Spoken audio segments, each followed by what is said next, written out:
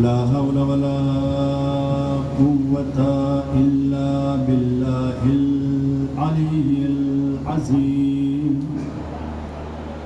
أعوذ بالله من الشيطان اللعين الرجيم بسم الله الرحمن الرحيم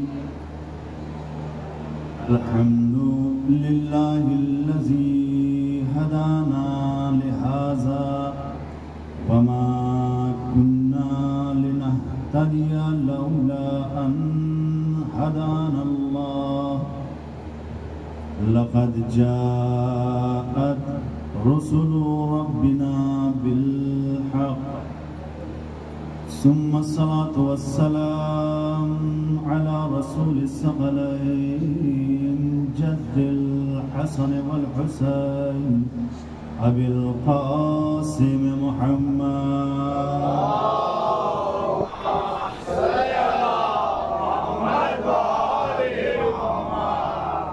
وعلى أهل بيته الطيبين الطاهرين المعصومين المظلومين ولعنة الله على أعدائهم أجمعين من الآن إلى قيام يوم الدين أما بعد فقد قال الله تبارك وتعالى في كتابه المبين وهو أصدق الصادقين وقوله الحق بسم الله الرحمن الرحيم ألف لام ميم ذلك الكتاب لا ريب فيه هدى للمتقين صلوات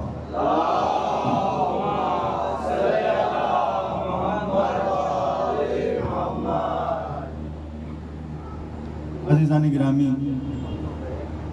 سب سے پہلے اب تمام حضرات کی خدمت میں وہ لوگ کہ جو امام حسین علیہ السلام کا غم منانے کے لیے فرش عزا پر آ چکے ہیں، ذکر فضائل مولا کائنات اہل بیت طاہرین علیہ السلام اور مصائب کربلا سننے کے لیے اس فرش عزا پر آ گئے ہیں۔ ان کا اپنا مقدر ہے، اپنا نصیب ہے، اس لیے کہ اس فرش عزا پر آنا ہر ایک کی قسمت میں نہیں ہے۔ اس فرش عزا پر وہی آتا ہے جس سے فاطمہ زہرا راضی ہوتی ہے۔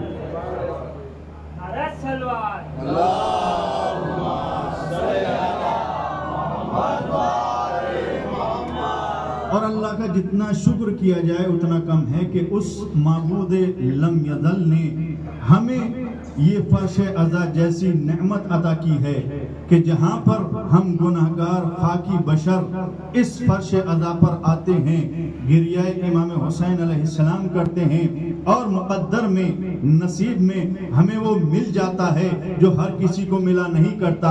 اس لیے کہ یہ فرش عزا وہ ہے کہ جہاں پر آدم سے لے کر حضرت خاتم تلک تمام انبیاء آتے ہیں۔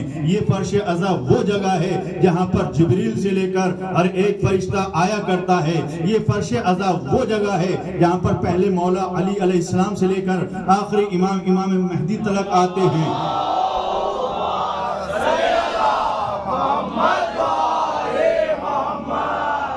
تو اگر دیکھا جائے تو اس طرح سے دیکھا جا سکتا ہے کہ جناب آدم ہو، جناب نوح ہو، جناب ابراہیم ہو، جناب اسماعیل ہو، جناب موسیٰ ہو، جناب عیسیٰ ہو، جناب محمد مصطفیٰ ہو، حضرت علی ہو، امام حسن ہو، امام حسین ہو، امام زین العابدین ہو، امام محمد باقر ہو، امام جعفر صادق ہو، امام موسیٰ کاظم ہو، امام علی رضا ہو، امام محمد تقی ہو، امام علی نقی ہو، امام حسن عسکری ہو، یا امام مہدی آخر الزمان ہو۔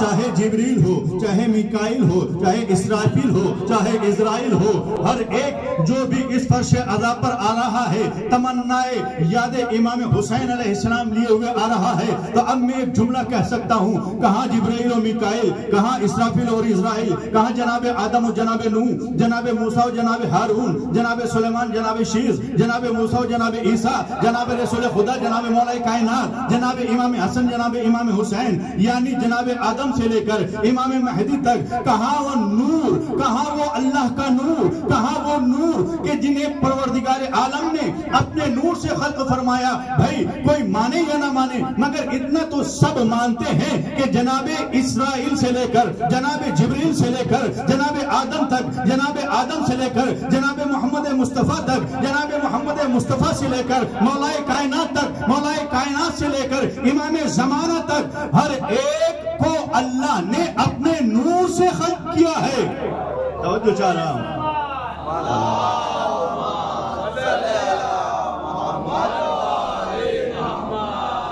اب شکر کرو جناب بی بی زینب سلام اللہ علیہ کا کہ جس فرش عزا پر ملائکہ سے لے کر انبیاء تک، انبیاء سے لے کر اولیاء تک، اولیاء سے لے کر اماموں تک، ہر ایک نوری مخلوق اس فرش عزا پر آتی ہے۔ جناب زینب نے یہ فرش عزا ہم عزاداروں کو عطا کر کے ہمارا تو مقدر ہی بنا دیا، اس لیے کہ کہاں وہ نوری مخلوق، کہاں ہم خاکی بشر، جہاں وہ نوری مخلوق آ کر بیٹھتی ہے وہاں ہم گناہگار بیٹھ جایا کرتے ہیں۔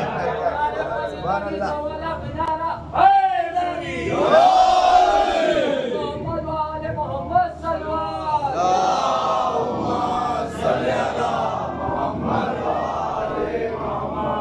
اس لیے کہتا ہوں کہ جیسے کہ مصلی عبادت پر نماز کرنے کے لیے وضو کر کے جاتے ہو، اس لیے کہ اللہ کے آگے جانا ہے، فرش عزا پر بھی وضو کر کے آیا کرو، اس لیے کہ انبیاء کی بزم میں آ رہے ہو۔ کیا کہنا ہے سبحان اللہ۔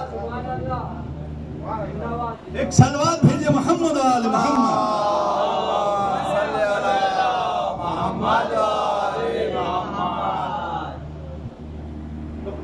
اللہ نے ہمارے اوپر یہ کرم کیا کہ ہمیں یہ فرش عزا نصیب ہوئی۔ ہم اس فرش عزا پر آ کر قرآن مجید بھی سنتے ہیں، نبیوں کا تذکرہ بھی سنتے ہیں، اماموں کا ذکر بھی سنتے ہیں، اور جس آیت کو میں نے آپ کے سامنے پیش کیا ہے اس میں اللہ نے کیا فرمایا، میں نے کل ترجمہ پیش کیا تھا، آج تمام آیتوں کا ترجمہ پیش کروں گا۔ بسم اللہ الرحمن الرحیم، الف لام میم ذالک الکتاب لا ریب فیہ، اے آل محمد یہ وہ کتاب ہے قرآن مجید جس میں کوئی شک و شبہ نہیں ہے، ہدی للمتقین، یہ کتاب متقیوں کے لیے ہدایت ہے، پرہیزگاروں کے لیے ہدایت ہے۔ کن کے لیے؟ جو پرہیزگار ہیں، جو متقی ہیں، جو خدا سے ڈرتے ہیں، جو گناہوں سے بچتے ہیں۔ اچھا یہ بات ہو گئی، اللہ نے فرما دیا کہ یہ کتاب اس کو ہدایت کرے گی، اس کو ہدایت کرتی ہے، جواب دیں، متقی کو، متقی کو۔ اچھا اب اس کے بعد کی آیتوں میں اللہ نے ان متقیوں کا تعارف کرایا، انٹروڈکشن کرایا، پہچنوایا کہ کون ہے متقی، کیسے سمجھو گے کون متقی ہے، کن کو قرآن ہدایت کرتا ہے۔ تو آگے ارشاد فرما الذین یؤمنون بالغیب، متقی وہ ہیں جو غیب پر ایمان رکھتے ہیں، جو غیب پر ایمان رکھتے ہیں۔ آگے بتاؤں گا اللہ بھی غیب ہے، ہمارا آخری ایمان بھی پردہ غیب میں ہے۔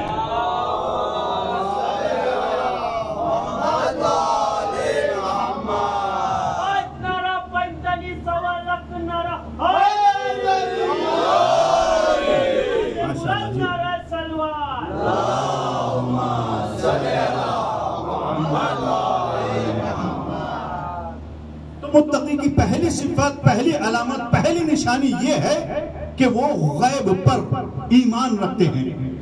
دوسری صفت وَيُقِيمُونَ الصَّلَاةَ، نماز قائم کرتے ہیں، نماز قائم کرتے ہیں۔ نماز پڑھنا اور ہے، نماز قائم کرنا اور ہے۔ نماز پڑھنا اور ہے، نماز قائم کرنا اور ہے۔ میں بتاؤں گا کہ نماز پڑھنے والوں کو مسلمان کہا جاتا ہے، جو نماز کو قائم کر دے اسے امام حسین کہا جاتا ہے۔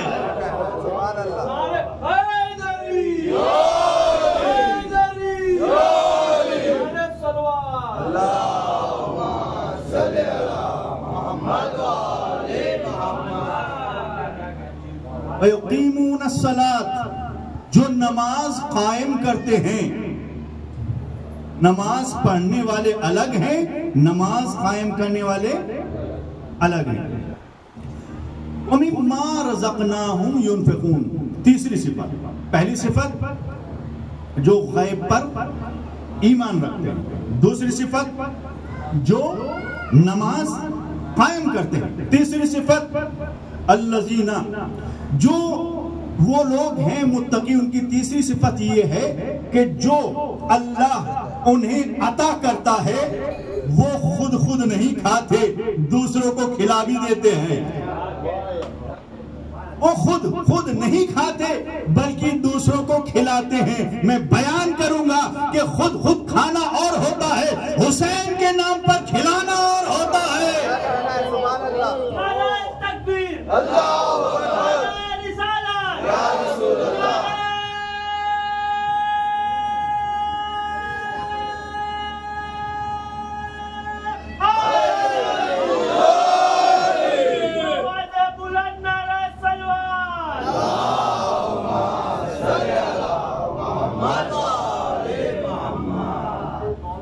تیسری صفت یہ ہے متقیوں کی، پرہیزگاروں کی، جنہیں قرآن ہدایت کرتا ہے، ان کی تیسری صفت یہ ہے کہ وہ خود نہیں کھاتے، اللہ نے انہیں جو عطا کیا ہے وہ دوسروں کو کھلاتے ہیں، اللہ کی راہ میں دوسروں کو عطا کرتے ہیں۔ تین صفتیں ہو گئی۔ اس کے بعد اللہ نے ارشاد فرمایا کہ جو کچھ، اے میرے رسول، اللہ اپنے رسول سے کہہ رہا ہے، اے رسول، جو کچھ تمہارے اوپر نازل کیا ہے اس پر بھی ایمان رکھتے ہیں، اور جو تم سے پہلے انبیاء پر نازل کیا ہے اس پر بھی ایمان رکھتے ہیں۔ میں بتاؤں گا کہ اللہ نے آسمان سے کون سی نعمتیں نازل کی ہیں، کون سی چیزوں کو نازل کیا ہے، اور جب وہ سنو گے نا تو آپ کا ایمان ساتویں آسمان پر پہنچے گا انشاءاللہ۔ کیا کہا؟ چوتھی صفت کیا ہے؟ ایمان لانا۔ کس چیز پر ایمان لانا؟ جو ہمارے نبی پر اللہ نے نازل کیا اس پر بھی ایمان، اور جو ہمارے نبی سے پہلے والے انبیاء پر اللہ نے نازل کیا اس پر بھی ایمان۔ تو ایمان والی بات ہو گئی۔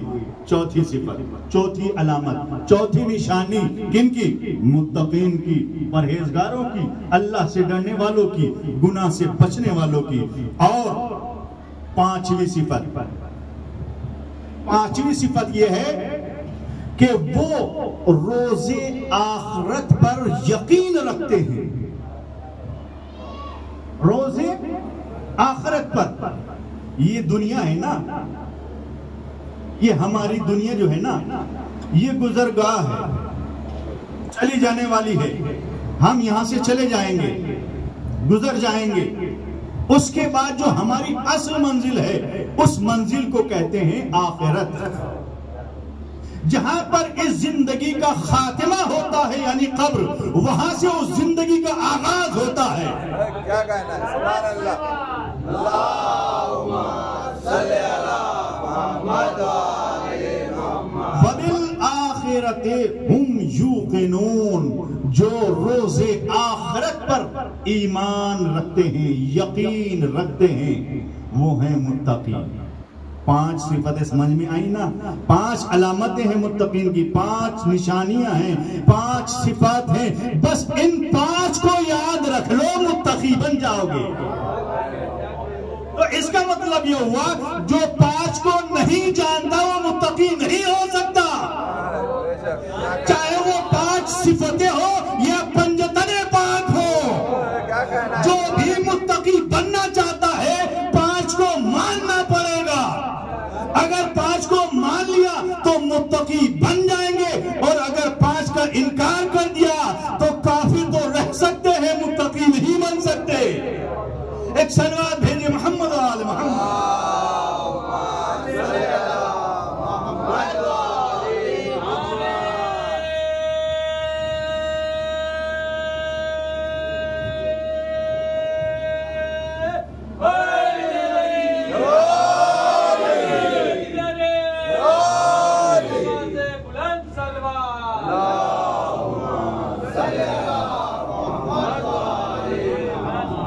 تو یہ 5 منزلیں ہیں، 5 علامتیں ہیں، 5 نشانیاں ہیں۔ انہی 5 منزلوں کو سمجھنا ہے اور سمجھانا ہے، انہی 5 منزلوں کو سمجھ کر ان پر چلنا ہے اور چلانا ہے، انہی 5 منزلوں کو سوچنا ہے، سمجھنا ہے اور پھر یقین رکھنا ہے، انہی 5 منزلوں کو سمجھ کے سوچ کے عقیدہ بنا کر عمل کرتے جانا ہے تاکہ متقی بن جائے۔ اچھا، میں متقی اگر نہیں بنا تو فائدہ کیا ہوگا، نقصان کیا ہوگا؟ اگر متقی بن گیا تو فائدہ کیا ہوگا؟ سمجھے، اگر متقی بنے تو فائدہ کیا ہوگا، متقی نہ بنے تو نقصان کیا ہوگا؟ تو قرآن بتا رہا ہے کہ متقی نہ بننے کا نقصان بہت زیادہ ہے، متقی بننے کا فائدہ بہت زیادہ ہے۔ متقی بننے کا فائدہ سب سے پہلا تو یہ ہے کہ قرآن ہدایت کرے گا۔ متقی بننے کا دوسرا فائدہ یہ ہے کہ علی امام المتقین ہے، جو متقی ہوگا علی اس کا امام ہوگا، جو متقی ہوگا علی اس کا امام ہوگا، جو متقی نہیں ہوگا علی کا اس سے کوئی رشتہ نہیں ہے، علی کا اس سے کوئی رشتہ نہیں ہے۔ جو متقی ہوگا، اللہ قرآن میں کہہ رہا ہے وَأُزْلِفَتِ الْجَنَّةُ لِلْمُتَّقِينَ، ہم نے جنت کو سجایا ہی متقین کے لیے ہے، ہم نے جنت کو سجایا ہی متقیوں کے لیے ہے۔ تو گناہگار جنت میں جا کر کیا کرے گا؟ اس کے لیے تو اللہ نے جہنم بنا رکھا ہے۔ تو اگر جنت چاہتے ہو تو متقی بنو، اگر چاہتے ہو کہ علی ہمارا امام بنے تو متقی بنو، اگر چاہتے ہو کہ جنت ٹھکانہ بنے تو متقی بنو، اگر چاہتے ہو قرآن ہدایت کرے تو متقی بنو، متقی بنو۔ پروردگار اگر متقی نہ بنے تو ہماری آخرت کا کیا ہوگا؟ پروردگار اگر ہم متقی نہ بنے تو ہماری آخرت کا کیا ہوگا؟ جہاں پر ہمیں ہمیشہ رہنا ہے اس مقام کا کیا ہوگا؟ تو پروردگار عالم نے فرمایا کہ جنت سجائی گئی ہے متقین کے لیے، اور آخرت میں فائدہ اسی کو ہوگا جو متقی ہوگا۔ اب ایک بات بالکل صاف بیان ہو چکی ہے کہ متقی اگر انسان ہے تو قرآن سے ہدایت ملے گی، علی امام بنیں گے، جنت میں مقام بنے گا۔ اب یہ صفات ہیں تمام کی تمام، قرآن پڑھا جائے گا تو یہ تمام چیزیں نکل کر سامنے آئیں گی۔ قرآن کو اگر سوچا جائے گا، سمجھا جائے گا، معنی اور مطالب پر غور کیا جائے گا تو ہمیں یہ تمام کی تمام چیزیں سمجھ میں آ جائیں گی۔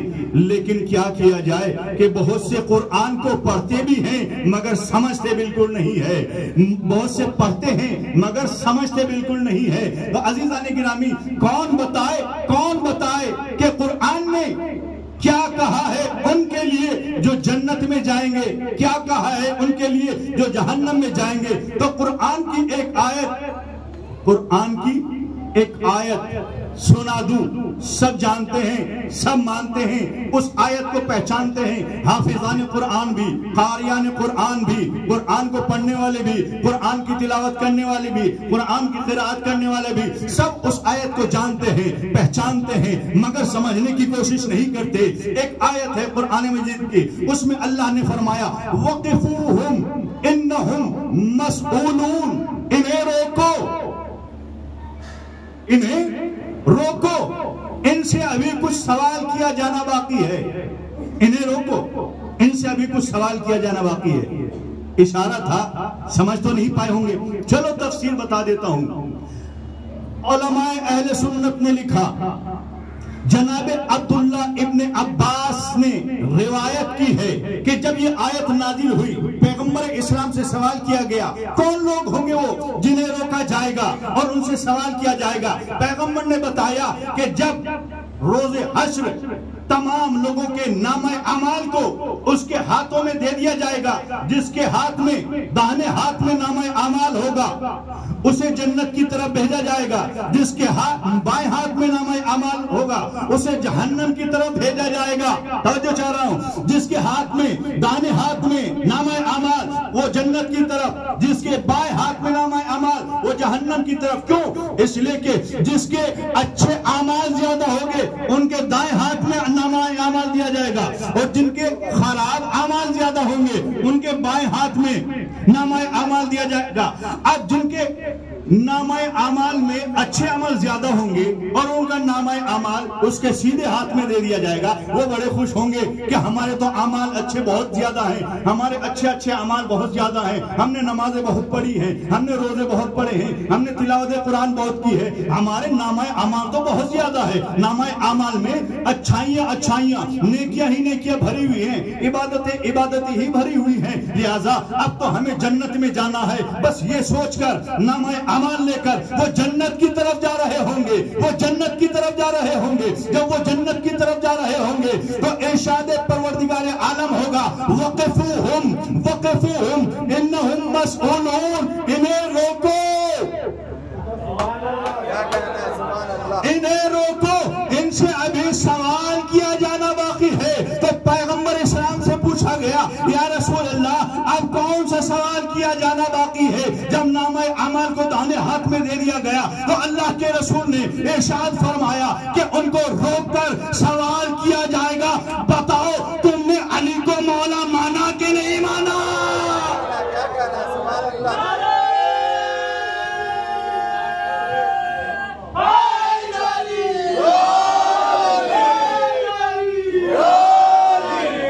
بیچ میں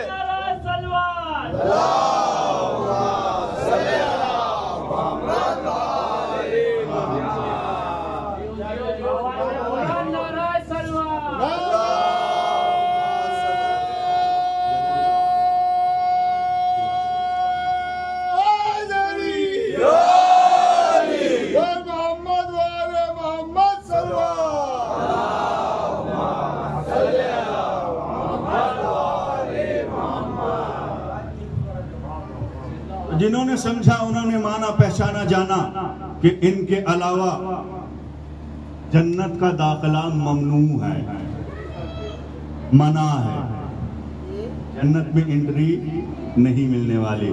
اور کیا کیا جائے؟ اگر اپنوں کی بات ہوتی تو نہ بتاتا، یہ بڑے بڑوں نے کہا ہے، اتنے بڑوں نے کہا ہے جن کا نام ہی بڑا بن گیا ہے، ان کا نام ہی بڑا بن گیا ہے، اتنے بڑوں نے کہا ہے، اپنوں کی بات نہیں کرتا۔ انہوں نے کہا ہے جو ہمیشہ مخالفت میں آ کر کھڑے ہوتے تھے، انہوں نے کہا ہے کہ اے علی تمہارے لیے اتنا کہنا ہی کافی ہے کہ جب تک کسی انسان کے ہاتھ میں تمہارا لکھا ہوا خط نہ ہو وہ جنت میں جا نہیں سکتا۔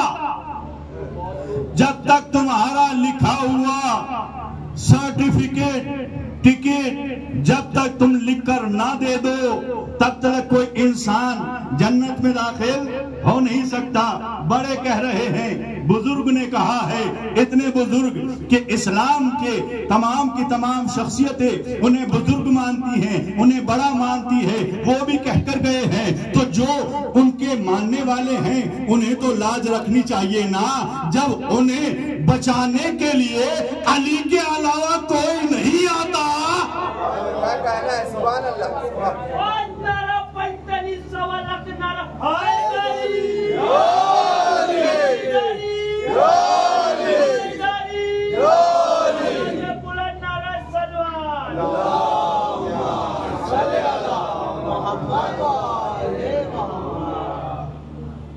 جب بڑوں کا کام ان کے بغیر نہیں چلتا تو پھر چھوٹے والوں کا کام بغیر علی کے کیسے چلے گا؟ چھوٹے چھوٹوں کا کام علی کے بغیر کیسے چلے گا؟ تو قرآن کو سمجھنا ہے. جس نے قرآن کو صحیح سے سمجھا وہ دروازے اہل بیت پر آیا، اور دروازے اہل بیت پر آنے کے بعد اس نے لکھا ہے کہ میں ہدایت پا گیا، میں ہدایت پا گیا، میں ہدایت پا گیا. اس کا مطلب یہ ہوا نا کہ جب تک دروازے علی سے بچ کر چل رہے تھے ہدایت نہیں ملی تھی، دروازے علی پر آ گئے ہدایت مل گئی. کیا کہنا ہے؟ سبحان اللہ.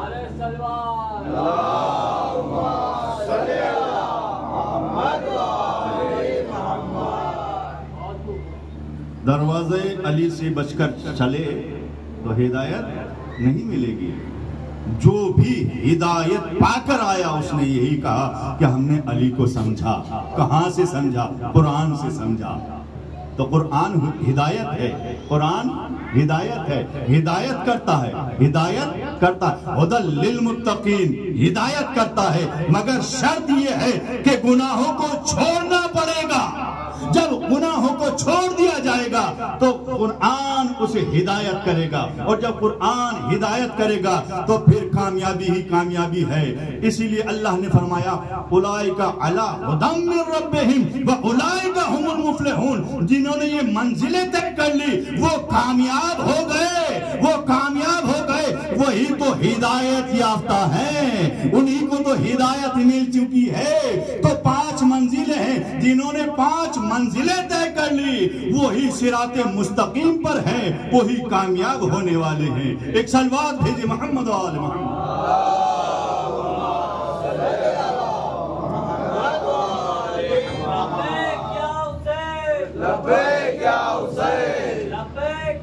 آگے ہو جاؤ، تھوڑا آگے ہو جاؤ، آگے ہو جاؤ.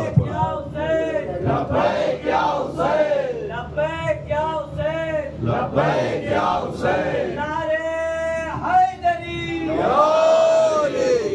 السلام، اللہم صلی علی محمد و آل محمد. تو قرآن کو سمجھنا، پڑھنا، عمل کرنا، عقیدہ بنانا، یہ تمام کی تمام چیزیں ضروری ہیں، تب ہدایت ملے گی. اور دیکھیے تو صحیح کہ ابھی تک تو انسان صرف ایک آیت کو نہیں سمجھ سکا. میں پورے سورہ بقرہ کی بات نہیں کر رہا ہوں، میں صرف اور صرف ایک آیت کی بات کر رہا ہوں. بسم اللہ الرحمن الرحیم. سورہ بقرہ کی بات نہیں ہے، سورہ الحمد کی بھی بات نہیں ہے. ابھی تک انسان بسم اللہ کو نہ سمجھ سکا. بھائی بسم اللہ تو ہر کام میں پہلے ہے نا. کوئی کام شروع کرو تو بسم اللہ، کھانا کھاؤ تو بسم اللہ، اٹھو تو پہلے بسم اللہ، جاؤ تو پہلے بسم اللہ، گھر میں قدم پہلے رکھو تو بسم اللہ. ہر کام میں پہلے بسم اللہ ہے نا. تو چلیے سمجھتے ہیں بسم اللہ کیا ہے، بسم اللہ میں پوشیدہ کیا ہے. تو میں نے کل عرض کیا تھا کہ میرے مولا نے فرمایا کہ وہ نقطہ جو بک کے نیچے ہے، بسم اللہ کی بک کے نیچے جو نقطہ ہے وہ میں ہوں، میں علی ہوں، میں ہی وہ نقطہ ہوں. میرے اندر پورا قرآن ہے، میرے اندر پورا قرآن ہے. یعنی ذات مولا کائنات وہ ذات ہے کہ اگر سمٹے تو نقطہ بن جاتی ہے، اور اگر پھیلے تو پوری کائنات کو اپنے دامن میں سمیٹ لیتی ہے. اب میں بات کرنے جا رہا ہوں بسم اللہ الرحمن الرحیم. ترجمہ کرتا ہوں، ذرا غور کیجئے گا، سمجھنے کی کوشش کیجئے گا. بسم اللہ الرحمن الرحیم. شروع کرتا ہوں الرحمن الرحیم، اللہ کے نام کی مدد سے. شروع کرتا ہوں الرحمن الرحیم، اللہ کے نام کی مدد سے. شروع کرتا ہوں رحمان الرحیم، اللہ کے نام کی مدد سے. اللہ کی مدد سے نہیں، اللہ کی مدد سے نہیں، اللہ کی مدد سے نہیں، اللہ کے نام کی مدد سے. مجھ پہ یقین نہ آئے تو اپنی مرضی کے عالم کے پاس جائیں اور ترجمہ کرا لیں. اگر اس کے علاوہ کوئی اور ترجمہ نکل جائے مجلس پڑھنا چھوڑ دیا جائے گا. یہی تو حقیقت بیانی ہے اس منبر کے تصدق سے کہ حقیقتیں پہنچائی جائیں، حقیقتیں پہنچائی جائیں، اور جو حقیقت پہنچاتا ہے اسی کو منبر پر بیٹھنے کا حق ہے۔ مولا نے ایک جملہ کہا تھا کہ وہ نقطہ جو بے کے نیچے دیا جاتا ہے وہ میں ہوں۔ اگلا نقطہ سنیے گا، کیا فرمایا اس چھوٹی سی آیت میں؟ اللہ نے کیا فرمایا؟ ایک عجیب و غریب ہدایت ہے جو یہ کہتے ہیں نا کیسے پورا قرآن سمیٹ کر ایک نقطے میں آتا ہے۔ ذرا توجہ چاہوں گا۔ بسم اللہ الرحمن الرحیم، یعنی شروع کرتا ہوں میں رحمان و رحیم اللہ کے نام کی مدد سے، اللہ کی مدد سے نہیں، اللہ کے نام کی مدد سے۔ بھائی اللہ اور ہے، اللہ کا نام اور ہے، ذات خدا اور ہے، اس ذات کا نام اور ہے۔ جیسے کہ میرا نام توقیر حیدر ہے، توقیر حیدر اور ہے، میں اور ہوں۔ توقیر حیدر اور ہے، میں اور ہوں۔ ایک صلوات بھی محمد علیہ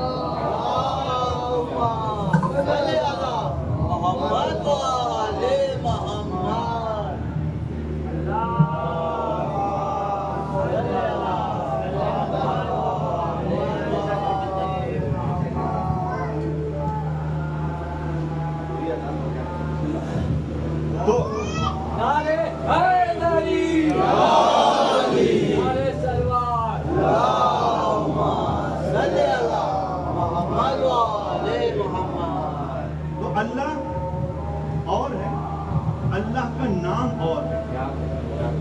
میرا نام توقیر حیدر، توقیر حیدر ذات یہ ہے۔ اگر آپ کہیں کہ توقیر حیدر سے مجلس پڑھوانی ہے تو میرا نام لکھ کر منبر پر نہیں ڈالا جائے گا۔ اس کے لیے کیا کرنا پڑے گا؟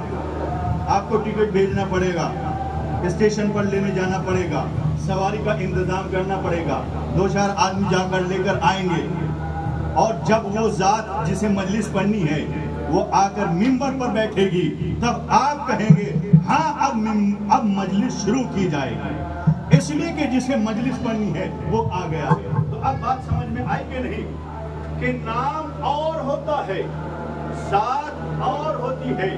اللہ نے اس سورہ میں، اس آیت میں کہا کہ اے مسلمان جب بھی تو کچھ کرنا چاہے تو پہلے کہے کہ میں شروع کرتا ہوں رحمان و رحیم اللہ کے نام کی مدد سے، اللہ کے نام کی مدد سے، اللہ کی مدد سے نہیں۔ تو اب ہمیں تلاش کرنا پڑے گا نا کہ اللہ کی مدد سے تو نہیں شروع کرنا ہے، اللہ کے نام کی مدد سے شروع کرنا ہے۔ تو یہ نام وہ ہے کہ جو ذات خداوند عالم سے الگ ہے، ذات خدا سے الگ ہے، نام الگ ہے، ذات خدا الگ ہے۔ تو اب تلاش کرو کہ اللہ کا نام کیا ہے، اللہ کا نام کون ہے وہ جس نے کہا ہو کہ میں ہوں اللہ کا نام، میں ہوں اسم اللہ۔ اللہ کی نام کے، اللہ سے مدد کو نہیں کہا گیا، اسم اللہ کی مدد، اسم اللہ کی مدد، اللہ کے نام کی مدد۔ جو ہم نے جب تاریخ کی گردانی کی، ہم نے دیکھا، سوچا، سمجھا کہ شاید کوئی کہہ دے کہ یہ ہے اسم اللہ، یہ ہے اللہ کا نام، یہ ہے اسم اللہ، یہ ہے اللہ کا نام، یہ ہے اسم اللہ، یہ ہے اللہ کا نام۔ تو ہم تلاش کرتے گئے مگر ہمیں نہیں ملا۔ بس ایک ہی دروازہ تھا جہاں پر ہر ایک کی مشکل آسان ہو جایا کرتی تھی، جہاں پر ہر ایک کی مشکل کشائی ہو جایا کرتی تھی، جہاں پر ہر ایک کی مدد ہو جایا کرتی تھی۔ جب ہم اس مشکل کشا کے دروازے پر پہنچے تو ہم نے کیا سنا کہ میرا مولا کھڑے ہوئے ارشاد فرما رہا ہے انا اسم اللہ، میں اللہ کا نام ہوں۔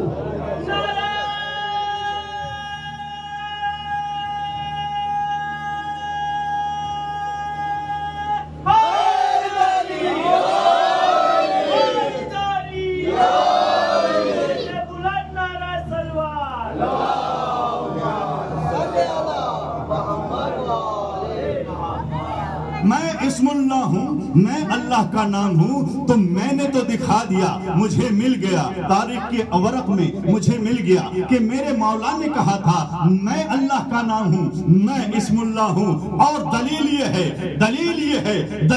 ہے کہ کائنات میں آسمان پر وہ علی ہے, زمین پر میرا مولا علی ہے, وہ بھی علی ہے. وَهُوَ الْعَلِيُّ الْعَظِيمُ وَهُوَ الْعَلِيُّ الْعَظِيمُ وَهُوَ الْعَلِيُّ الْعَظِيمُ. وہ بھی علی ہے, یہ بھی علی ہے, وہ بھی علی ہے, یہ بھی علی ہے. تو اب عزیزان گرامی ایک جملہ کہنے کو جی کرتا ہے کہ جب دو کائنات میں دو علی ہیں تو پھر مجھ سے سوال نہ کرے کہ آپ جگہ جگہ پر یا علی مدد, یا علی مدد, یا علی مدد کیوں کر رہے ہیں؟ تمہیں کیا پتا ہم اس علی کو بلا رہے ہیں یا اس علی کو بلا رہے ہیں؟ صبح کے ساتھ دل بولا علی مولا, علی مولا, میزان میں تولا علی مولا, علی مولا, لگے جب حیدری نعرہ علی مولا, علی مولا.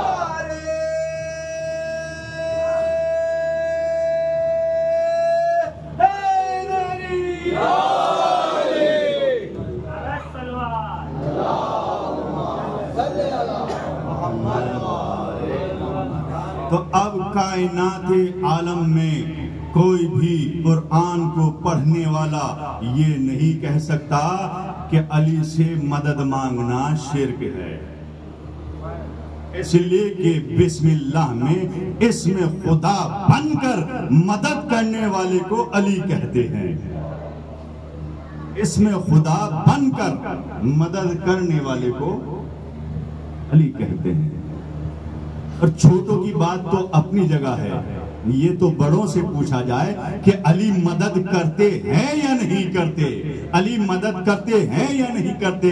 تو ہم نے تاریخ کے ورق پر جگہ جگہ پر دیکھا کہ اگر یہ مدد نہ کرتے تو میں تو گیا تھا, یہ مدد نہ کرتے تو میں تو گیا تھا, یہ مدد کو نہ آتے تو میں تو گیا تھا.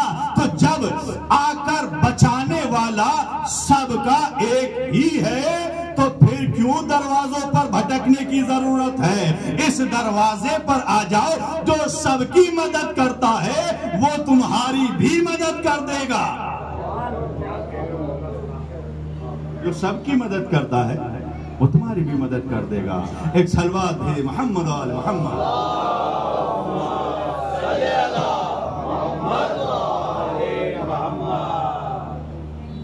بسم اللہ الرحمن الرحیم. اگر اسی صرف چھوٹی سی آیت کے حصے کو سمجھ لیا جائے تو کتنے بڑے بڑے راز نکل کر سامنے آ جائیں گے. یہ تو کسی سے مدد ہی نہیں مانگتے تھے, لیکن ہر کام میں انہی کی مدد کے لیے بلا رہے ہیں. اور اس کے بعد جب بات آگے بڑھی, بسم اللہ الرحمن الرحیم, شروع کرتا ہوں رحمان الرحیم اللہ کے نام کی مدد سے. رحمان اور رحیم اللہ سے جب اللہ کے نام کی مدد جب مانگی جا رہی ہے تو اللہ نے اپنے دو صفتی نام ذکر کیے. اپنا نام لیا پہلے اللہ, پھر اس کے بعد ایک صفتی نام رحمان, پھر دوسرا صفتی نام رحیم.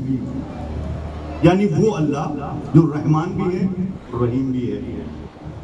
اگر صاحبان لغت سے جا کر پوچھیں گے کہ رحمان کا کیا مطلب ہے تو وہ کہیں گے رحمت کرنے والا, اور رحیم کا کیا مطلب ہے تو پھر بھی کہیں گے رحمت کرنے والا. رحمان کا مطلب بھی رحمت کرنے والا اور رحیم کا مطلب بھی رحمت کرنے والا.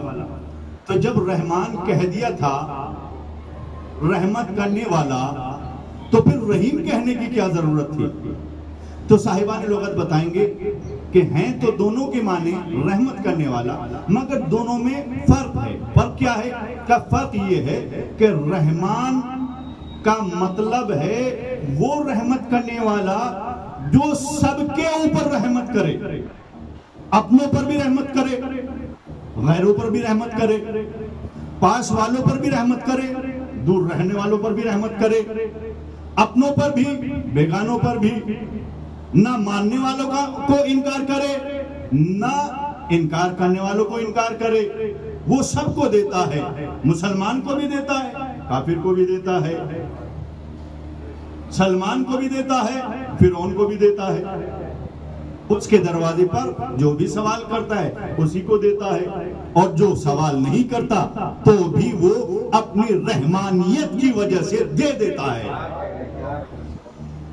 اگر مل گیا، اگر مل جائے، اگر وہ عطا کرے، بہت عطا کر دے، بہت زیادہ دے دے، تو خوش ہونے کی ضرورت نہیں ہے کہ وہ ہم سے راضی ہو گیا ہے، وہ ہم سے خوش ہو گیا ہے، اس نے خوش ہو کر ہمیں اتنا سارا دے دیا۔ بھیا وہ تو فرعون کو اتنا زیادہ دے دیتا ہے کہ وہ خود کو خدا کہہ بیٹھتا ہے، تو جب وہ اپنے دشمن کو اتنا زیادہ دے سکتا ہے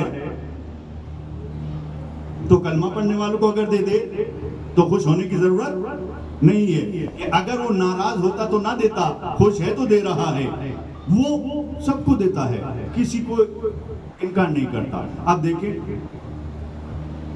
کافروں کی زمین پر بھی اناج اگتا ہے، مسلمان کی زمین پر بھی اناج اگتا ہے، کافروں کے گھر کے اوپر بھی بارش نازل ہوتی ہے، مسلمان کے گھر کے اوپر بھی بارش نازل ہوتی ہے۔ تو چونکہ وہ رحمان ہے، اس کی رحمت عام ہے، اس سب کے لیے ہے۔ یہ رحمانیت کی صفت رحمت یہ سب کے لیے ہے، وہ سب کو دیتا ہے، اپنوں کو، پراؤں کو، بیگانوں کو، کلمہ پڑھنے والوں کو، نہ پڑھنے والوں کو، انکار کرنے والوں کو، کفر کرنے والوں کو، شرک کرنے والوں کو، منافقت کرنے والوں کو، کلمہ گوؤں کو، ایمان والوں کو، عمل صالح کرنے والوں کو، سب کو دیتا ہے، کسی کو انکار نہیں کرتا۔ لیکن دنیا میں وہ سب کو دیتا ہے، مگر دنیا میں اس کی رحمانیت عام ہے، مگر دنیا میں آخرت میں وہ صرف اپنے والوں کو دے گا۔ پتہ نہیں کہاں گئے گیا۔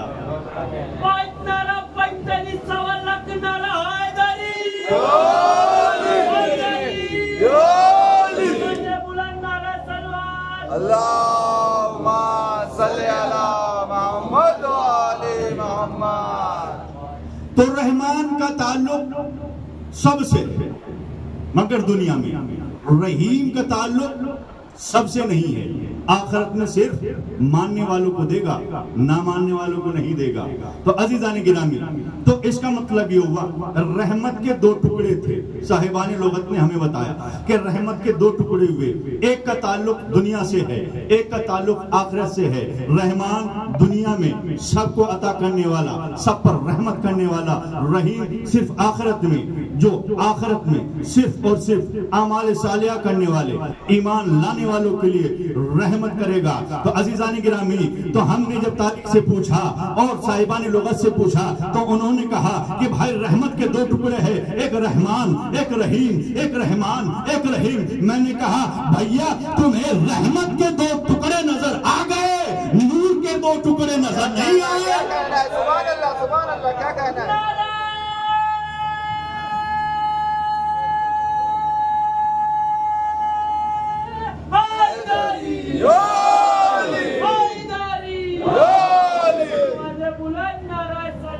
اللہم صلی علی محمد و آل محمد۔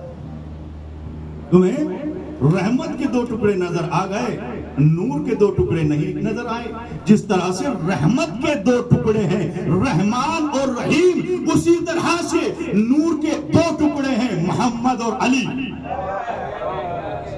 اور یہی وجہ ہے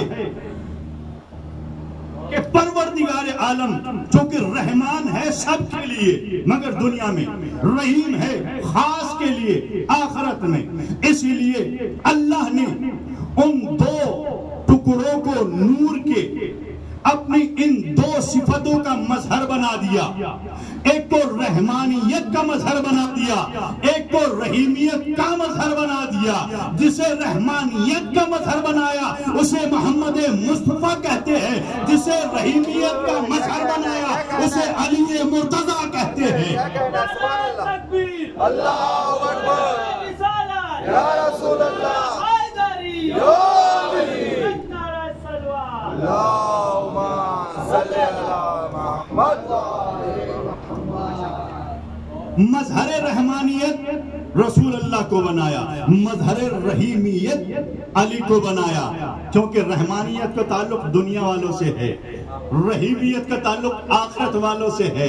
اس لیے پیغمبر اسلام دنیا میں سب کے لیے ہیں، ہمارے بھی ہیں، آپ کے بھی ہیں، ہمارے بھی ہیں، ان کے بھی ہیں، ہمارے بھی ہیں، ان کے بھی ہیں، سبھی کے لیے ہیں، کیونکہ مظہر رحمانیت ہے، رحمت للعالمین ہے، مظہر رحمانیت ہے، ان کا تعلق سب سے ہے۔ مگر جو مظہر رحیمیت ہے اس کا تعلق سب سے نہیں ہے، اس کا تعلق حق والوں سے ہے، اس کا تعلق حق والوں سے ہے۔ توجہ، پوری توجہ۔ رحمانیت کا تعلق دنیا سے ہے، رحمانیت کا تعلق دنیا سے ہے، رحیمیت کا تعلق آخرت سے ہے۔ اس لیے جملہ کہتا ہوں کہ دنیا میں تو یا محمد کہہ کر کام چل جائے گا، مگر آخرت میں یا علی یا علی یا علی یا علی کہنا پڑے گا۔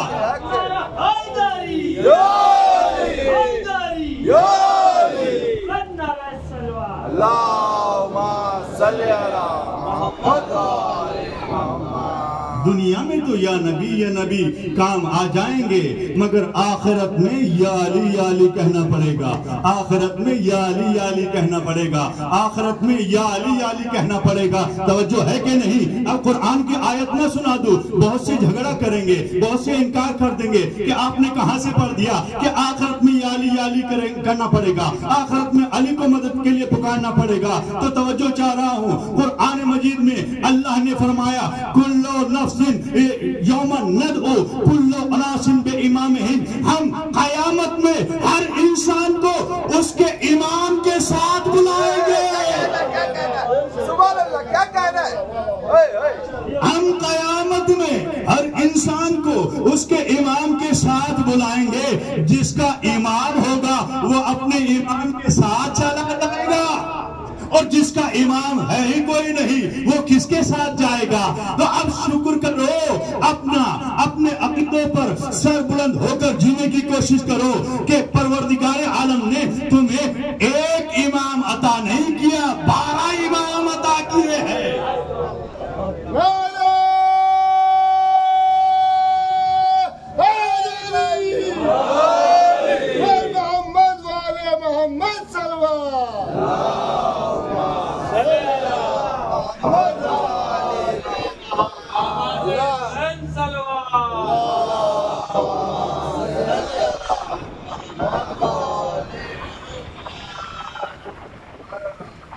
دنیا میں تو یا علی یا محمد کہہ کر کام چل جائے گا، مگر آخرت میں یا علی کہنا پڑے گا، اور جو نہیں کہے گا اسے روک دیا جائے گا، اسے روک دیا جائے گا، صرف روکا نہیں جائے گا، صرف روکا نہیں جائے گا۔ اب حدیث پڑھ دوں، روایت پڑھ دوں، اگر بیدار ہیں آپ کی توجہ، اذہان آپ کے بیدار ہیں۔ ہر انسان کو اس کے امام کے ساتھ بلایا جائے گا اور سب کو یا علی کہنا پڑے گا۔ اگر نہ کہا تو کیا ہوگا؟ ایک روایت ہے جس میں ہمارے چھٹے امام جعفر صادق علیہ السلام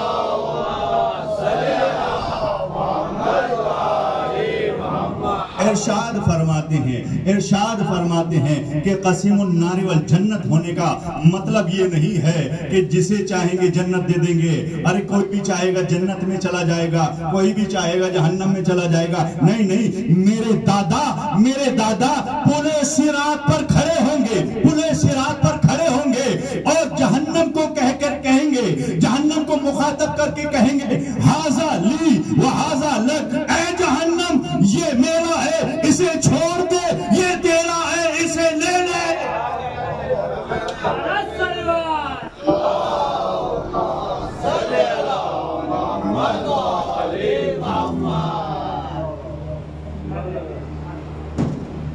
بولے بلند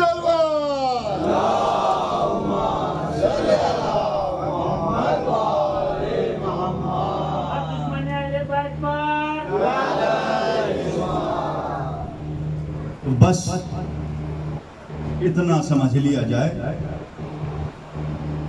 کہ قرآن جنہیں ہدایت کرتا ہے وہ دروازے اہل بیت پر آ جاتے ہیں اور اہل بیت انہیں دروازے جنت تک لے جاتے ہیں۔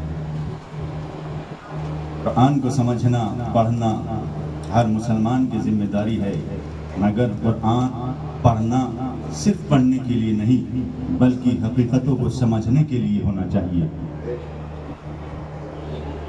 بس عزیزوں، میں نے گفتگو کو ختم کر دیا۔ ہیں کچھ قرآن کے پڑھنے والے جو ایسے قرآن کے پڑھنے والے تھے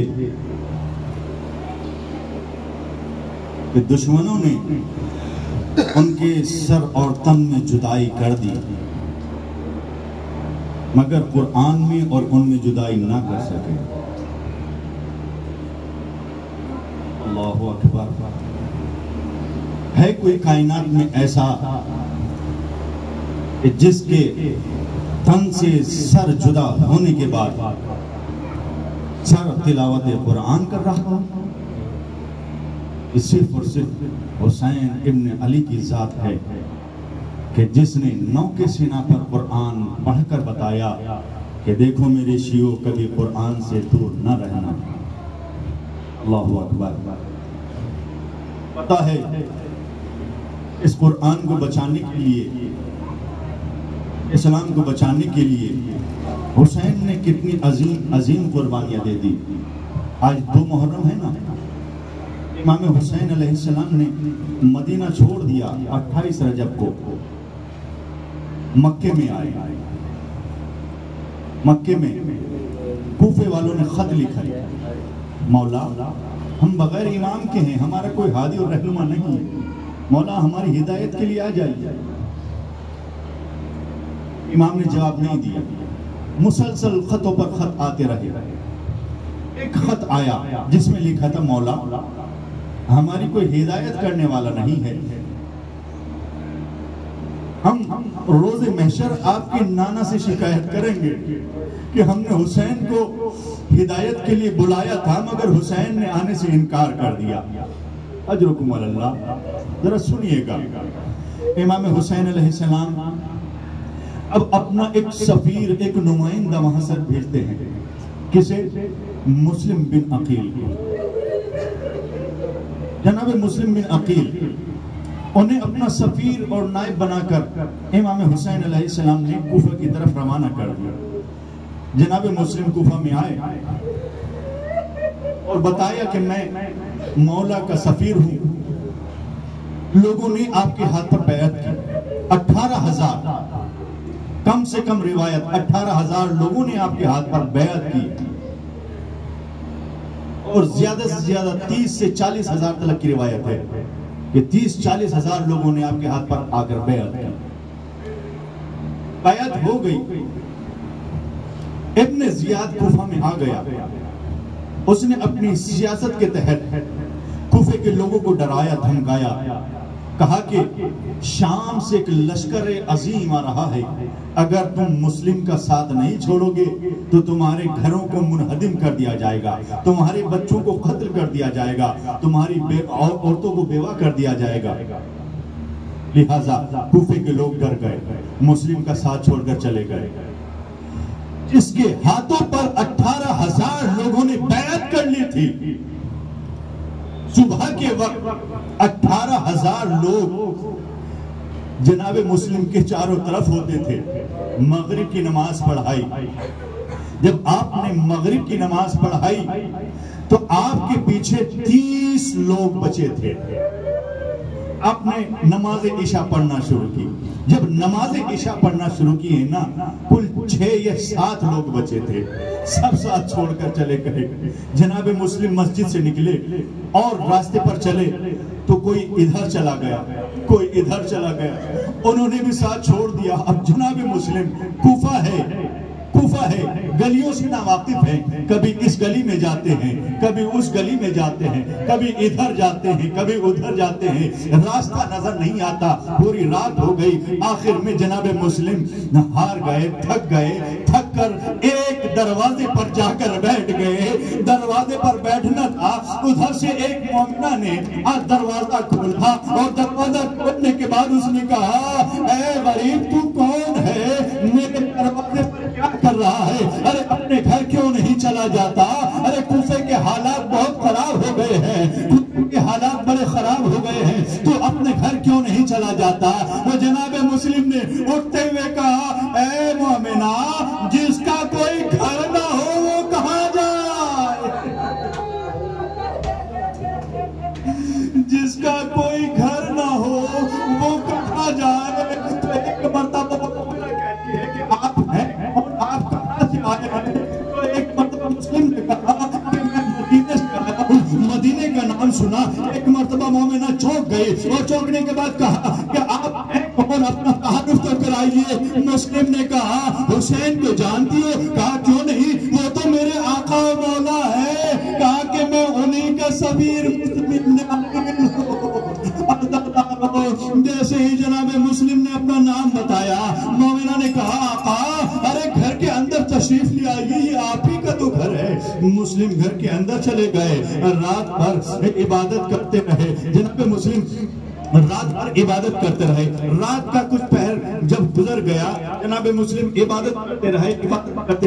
عبادت کرتے کرتے ایک مرتبہ ایک وقت وہ آیا کہ جناب مسلم نے سنا کہ جیسے گھوڑوں کی ٹاپیں ان کے قریب ہوتی آ رہی ہیں، گھوڑوں کی ٹاپیں ان سے نزدیک ہوتی آ رہی ہے۔ جناب مسلم سمجھ گئے کہ مجھے چاروں طرف سے گھیرا جا رہا ہے۔ جناب مسلم نے اپنی تلوار اٹھائی، نیام میں رکھی اور ایک مرتبہ کہتے ہیں، مومنہ اب میں تمہارے گھر سے نکلنا چاہتا ہوں۔ مومنہ نے کہا، مولا آپ کہاں جائیں گے؟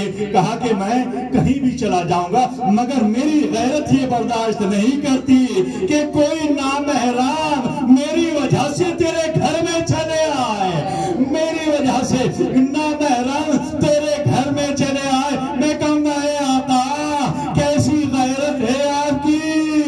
اور ایک انجان عورت کے پردے کا اتنا خیال کہ نامحرم تیرے گھر میں نہ آئے، مگر اے آقا یہی کوفہ ہوگا جب شہزادیاں لائی جائے گی، سروں پر چادریں نہیں ہوں گی، گلیوں میں تماشا بنایا جائے گا، کوئی پتھر مارے گا، کوئی کھجورے پھینکے گا، آواز دی جائے گی، آوے بنا تو رسول اللہ، یہ رسول اللہ کی بیٹیاں ہے، ان کا تماشا دیکھو۔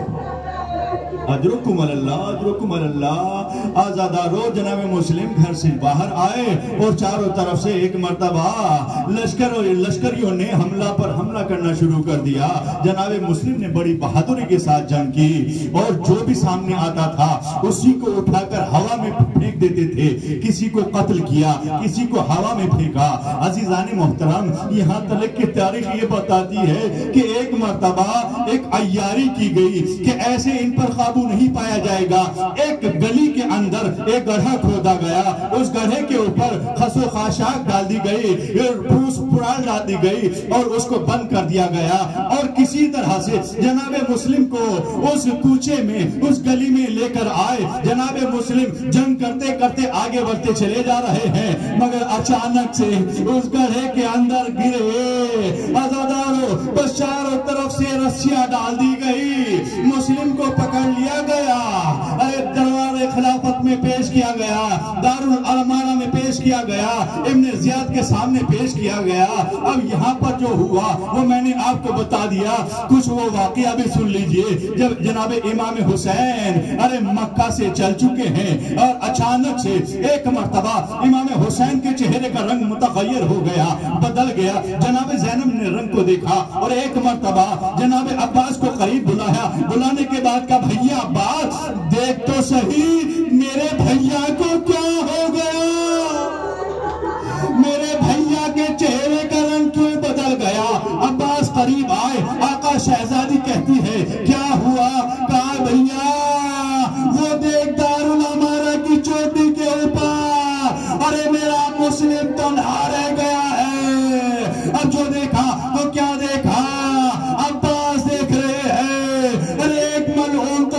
تلوار چلا رہا ہے، مسلم کے سر و تن میں جدائی ہو رہی ہے، مسلم کا لاشا بلندی سے زمین پر پھینکا گیا، آواز دیے کوفے کے بچوں مسلم کی لاش کے پاؤں میں ارے رسی باندھو،